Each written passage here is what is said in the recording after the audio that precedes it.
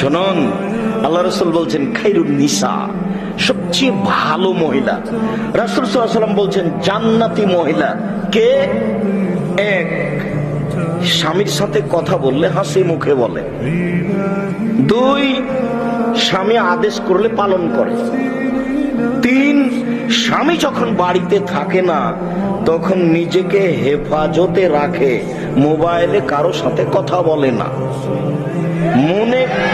মনে করে না যে স্বামী এখন বাড়িতে নেই, একটু কথা বলে নি, এখন স্বামী বাড়িতে নাই, একটু অন্যের বাড়ি থেকে ঘুরে আসি, একটু খালার বাড়ি চাচির বাড়ি থেকে ঘুরে আসি। এইটা মনে করে না যেই মহিলা, তার জন্য জান্নাত খোলা আছে। ওরা যারা জান্নাতে যাবে সিরিয়াল এক, আল্লাহ রাসূল বলছেন নবীগণ জান্নাতে যাবেন। দুই, শহীদেরা জান্নাতে যাবে। তিন, সত্যবাদীরা জান্নাতে যাবে। চার, ওইসব মহিলা জান্নাতে যাবে যারা স্বামীকে মেনে চলে। সিরিয়াল মোহাম্মদ সাল্লাল্লাহু আলাইহি ওয়াসাল্লাম এইভাবে বললেন। আমি অনুবাদক, আমি এখানে বাড়তি কিছু আপনার জন্য বলিনি।